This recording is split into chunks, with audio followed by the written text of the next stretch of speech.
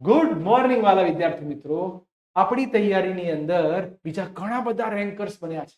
પર સ્કૂલની અંદર ટોપ 3 આપણે ટ્યુશનના છે.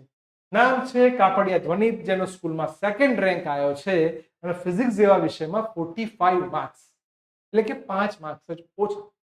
જાણીએ એમની જોડેથી કે કઈ રીતે તૈયારી કરવી જોઈએ, કઈ બાબતનું ધ્યાન રાખવું જોઈએ અને હવે એમનું ટાર્ગેટ શું છે. Please welcome Dhvanit.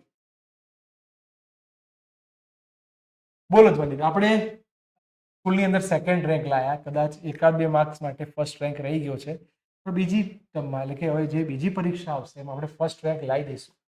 શું ધ્યાન રાખવું જોઈએ, કઈ કઈ તૈયારી કરવી જોઈએ અને કઈ રીતે પેપરની પ્રેક્ટિસ કે પછી વાંચવું જોઈએ જેથી સ્કોર સારો આવે?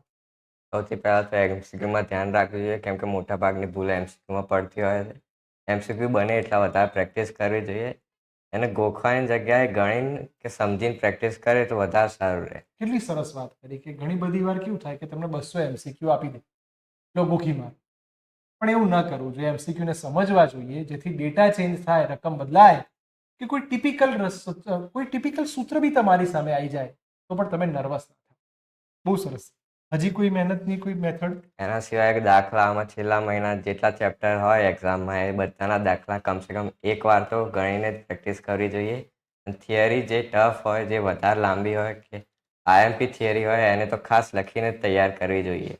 બહુ સરસ વાત કરી કે ઘણી વાર કેવું થાય કે દાખલા ઘણા લોકો વાંચતા હોય, આમ જોઈને નજર ફેરવે કે આ ઠા આવડી ગયું, પણ એવી ભૂલ ન કરવી જોઈએ. છેલ્લા ટાઈમે પણ એક્ઝામને મહિનો બાકી હોય ત્યારે એકવાર દાખલા ગણીને પાક્કા કરી દેવા જોઈએ, જેથી તમારો કોન્ફિડન્સ તો વધે જ, સાથે સાથે એમસીક્યુની પણ તૈયારી ઓટોમેટિક થઈ જાય.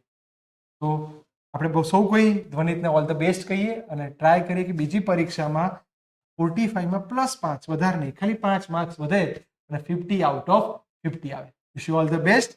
ખૂબ આગળ વધો, ખૂબ મહેનત કરો.